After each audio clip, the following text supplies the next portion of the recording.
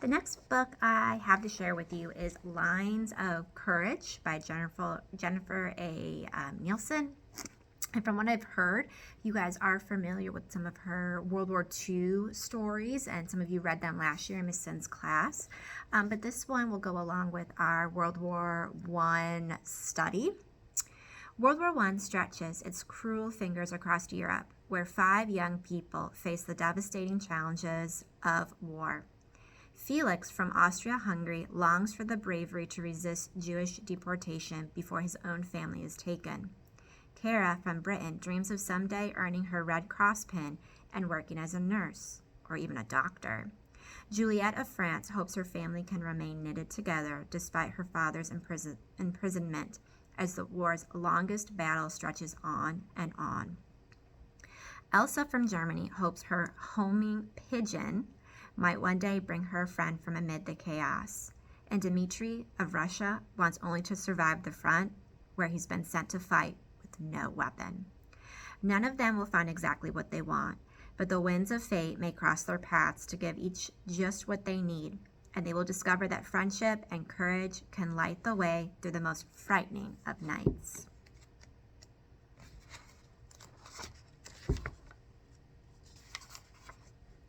June 28, 1914.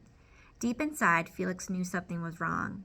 A pinch had settled in his gut from the first moment he and his father stepped off the train in Sarajevo.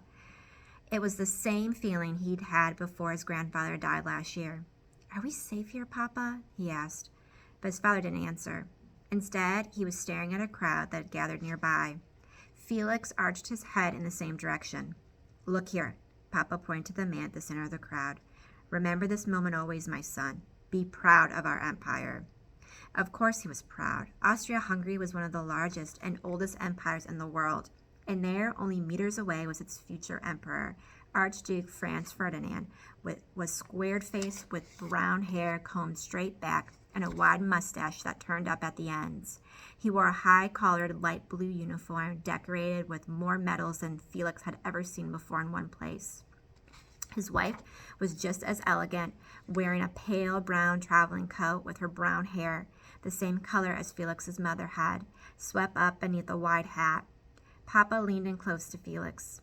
"If our day begins with this much excitement, imagine how it may end. Shall we go now?"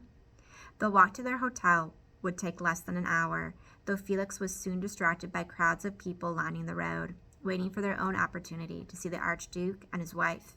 The pinch in Felix's gut returned. He looked over at his father. "No one looks happy to be here." Papa nodded. "They are not happy at all. They came to see their conqueror, not their future emperor." Felix already understood that Sarajevo was the capital of Bosnia, where the emperor had annexed into its territory 6 years ago. Bosnia had not come willingly. Mama had warned them to postpone the trip. "Bosnia is not a safe place these days," she said. "Sarajevo might be the most dangerous place in all of Europe right now." "The Archduke and his wife will be on the same train as us," Papa had said. "Do you really think they would go to Sarajevo if it was not safe?" But Mama was insistent. "There are a lot of angry people in that area. The Black Hand will be there. You should not be there too." Those words replayed in Felix's mind as they continued walking. He looked up at his father. "What is the Black Hand?" Papa glanced around them, then said, "Austria-Hungary is the finest empire in all of Europe, are we not? Yet Bosnia was not happy to be brought into this empire. Even angrier is its neighbors, Serbia. And why? Because Serbia wanted Bosnia for itself, to build their own empire. The Black Hand is a small group of Serbians who want to take Bosnia away from us at any cost." "Do you think they're here today?" After a heavy sigh, Papa only said, "I do not think so before, but I do now. Come, let us hurry to our hotel." Yet within another minute, they heard the rising sounds of motors. Felix turned to see a black limousine slowly headed toward them, the first in a long line of fine automobiles. "There is the Archduke again." Felix pushed through the crowd to get a better look.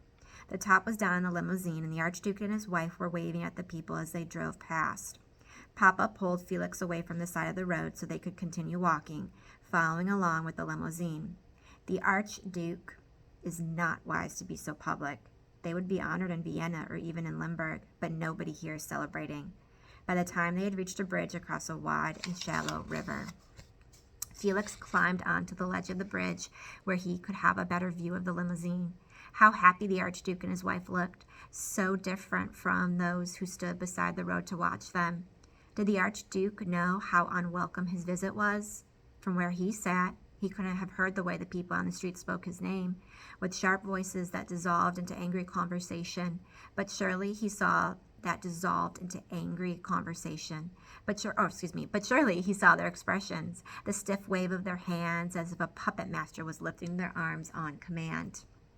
That's when Felix saw the man with the grenade. He was in a rumpled suit and wore an old cap around a head of thick black hair. The man pushed through the crowd, pulled the pin, and threw it at the Archduke's car. The limousine driver must have seen the grenade too, for he sped up the car, although now the grenade headed directly for the Archduke. In one sharp, swift motion, the Archduke swatted it behind him just before it exploded. The car had been following the limousine was caught in the explosion. The force of the blast blocked Felix off his perch, and he fell onto the bridge, even as others were running in all directions. Papa gave Felix a quick glance before racing into the street to help those who had been injured. That's where he needed to be. Felix understood that. His father was a reserve soldier in the army, one of the rare people of the Jewish faith with the rank of sergeant. Of course, he needed to help in an emergency, yet Felix was trembling so much he wished Papa had run to him instead. Wasn't he part of the emergency too? And that's where I'm going to stop. So again, here's another one that is right off from the start, getting into the thick of the conflict. And this is historical fiction, and it starts by putting one of our fictional characters right in some real-life historical action. So I hope that you will pick this book up and enjoy it.